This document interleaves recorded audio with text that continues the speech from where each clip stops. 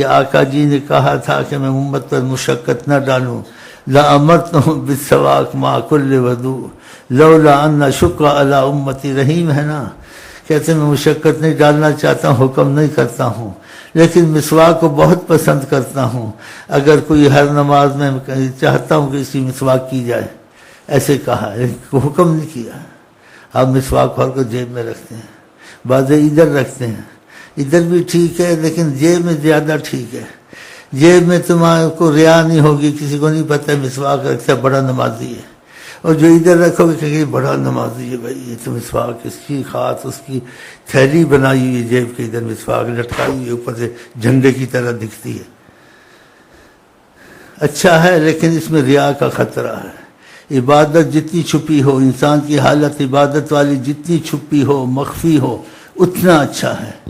جتنی اس کی عبادت ظاہر ہو، مسواک ظاہر کرتا ہے، نفل لوگوں کے سامنے شروع کر دیتا ہے، مجبوراً پڑے تو اور بات ہے، لیکن چھپا چھپا کے کرتا ہے،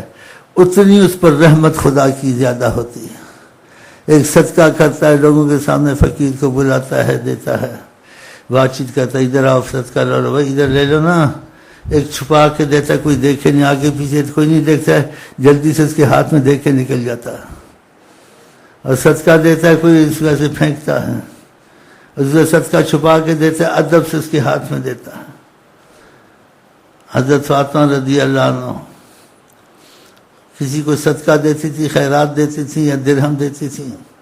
تو درہم پہ عطر لگاتی تھی، پھر اس کو ادب سے دیتی تھی،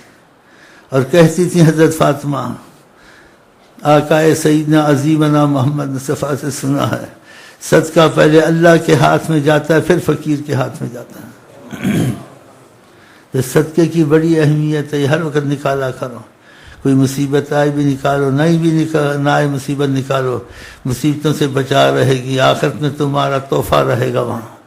تو اللہ تعالیٰ کرے ہم آقا جی سے اس طرح سے چلیں، ان کی ہر باتوں کو پسند کریں، پھر محبت کریں، پھر محبت کے بعد جو تھوڑی بہت محبت ہے اس کو تیز کرنے کے لیے یہ نیت خوانی کریں، جس سے محبت میں کچھ تیزی آتی ہے، احساس جاگتے ہیں۔ عمل کے بعد اگر وہ عمل نہ کرے، محبت کا اظہار کرے، تو یہ تو پھر منافقت ہو گئی نا، کہ اظہار کچھ کرتا ہے لیکن ان کی مرضی کے کام نہیں کرتا، اپنی مرضی پہ چلتا ہے، تو یہ محبت سچی ہوئی یا محبت بیکار ہے؟ بیکار ہے۔ بولتا ہے، نیت پڑھتا ہے، باتیں کرتا ہے، لیکن جو وہ چاہتے ہیں نہ گھر میں کرتا ہے نہ باہر کرتا۔ تو یہ باتوں پہ یعنی بھلانی چاہیے، یاد رہنی چاہیے، یہ نقش دل پہ ہونی چاہیے، کیونکہ ہم لوگ کی ارادہ میں اس میں ہے، کس میں، کہ ہمارا آقا جی کا رابطہ ایسا ہو جائے جو تمنا میں ہے، ہوگا نہیں ہوگا اب قسمت کی بات ہے، کہ 24 گھنٹے ان کی نظر کرم میں تربیت پائیں انشاءاللہ۔ بعضوں پہ کبھی کبھی نگاہ گزر جاتی ہے، بعضوں پہ 24 گھنٹے نگاہ رہتی ہے، جیسے بعض صالحین کو آقا نے کہا، ہو جاتی ہوگی غلطی یا ہونے والی ہوگی،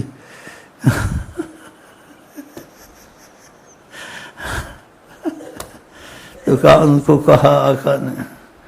خیال سے رہا کرو کہ ہر وقت نگاہ میں رہتے ہو۔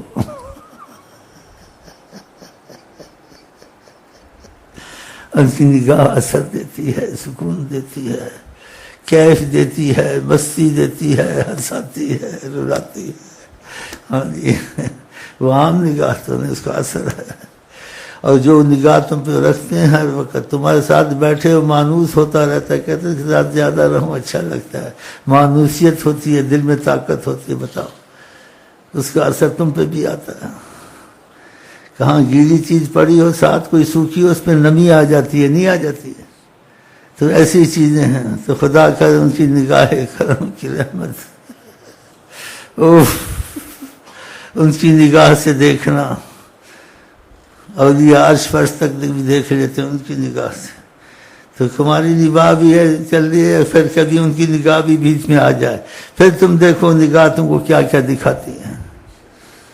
کہ تم کسی سے بولو گے مانے گا نہیں، کہے گا جھوٹ کہتا ہے، آپ بتا سکیں گے اس کو ان کا سیارہ نہیں جائے گا، ان کا سیارہ رکے گا امریکہ والوں کا، اس میں فلانا ادھر بیٹھا ہوا ہے، ابھی یہ ہوا، تم کو پتہ ہے، کہ ان کی نگاہ میں تمہاری نگاہ سے تھوڑا ملا لیا، اس لیے بعضوں کو کسی چیز کی خیال آتا ہے تو شہنشاہ اپنے خادموں کا خیال کرتے ہیں، دیکھتے ہیں یہ سوچتا ہے تو آقا جس کی طرف نگاہ اٹھاتے ہیں، جو سوچتا ہے اس کی سوچ میں نگاہ ڈالتے ہیں، تو اربوں سال پہلے یا ہزاروں سال پہلے جو واقعات ہوں اس کے سامنے آ جاتے ہیں۔ دیکھو ایک ایسی سوچ رہا تھا، تاریخ والے لکھتے ہیں کوئی کمی بیشی ہوتی ہے، سچ بھی ہوتا ہے، بھول بھی ہوتی ہے بیچ میں۔ امام حسن حسین کا سوچ رہا تھا کیسے جنگ ہوئی ہوگی، آقا جی کو پتہ تھا اس کی سوچ ہے، سب پتہ ہوتا، تو آقا جی نے رحمت کی نگاہ اس پر ڈالی اور سارا میدان اس کے سامنے آ گیا۔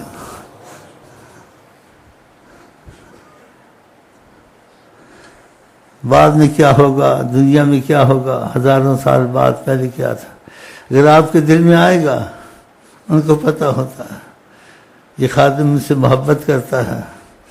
اس کو یہ سوچتا کیا ہوگا، نہ اس کو اخبار پڑھنے کی ضرورت ہے، نہ کسی مولوی سے پوچھنے کی ضرورت ہے، وہ چیزیں اس کے سامنے آ جاتی ہیں۔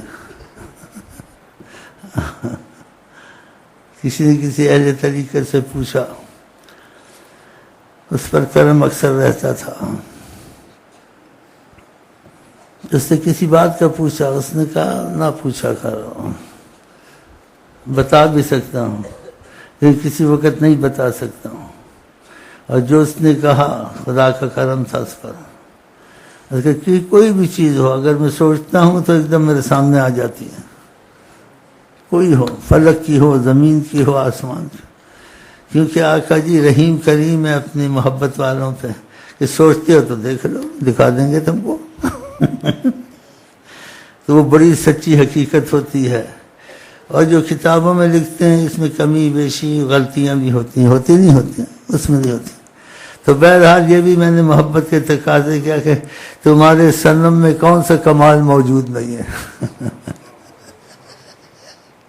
انشاءاللہ ہم مر جائیں گے یا مصطفیٰ کہتے ہیں، تو خدا کرے ان کی مرضی پر ہماری مرضی ہو جائے، اور بیچ میں جو ہم سے غلطیاں ہوتی معافی مانگتے جائیں تو انسان آہستہ آہستہ مضبوط ہو جاتا ہے،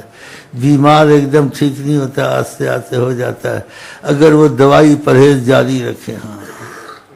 تو پرہیزیں کرتے رہیں، دوائیں کھاتے رہیں، گناہ ہوتے تو توبہ کرتے رہیں، طائر زخموں سے گرا اس کو پھر سے اڑا، کیا مفہوم اس کا کہ اگر تو چل رہا تھا طریقت میں، شیطان کے دباؤ میں آ گیا، نفس زنا ہو گیا، قتل ہو گیا، چوری ہو گئی، کوئی غلطی ہو گئی، مرہم لگا اس کو، توبہ کی طرف آ جا، استغفار پڑھ، صدقہ دے، گناہ سے توبہ کر، مرہم لگ گیا، پھر چل، گاڑی چلتی رہے گی۔ اور اگر اس پر تو نے ندامت کی کیوں ہوا، نیکی کیا فائدہ علیحدہ، گناہ تم کو نیکی سے زیادہ فائدہ دیں گے،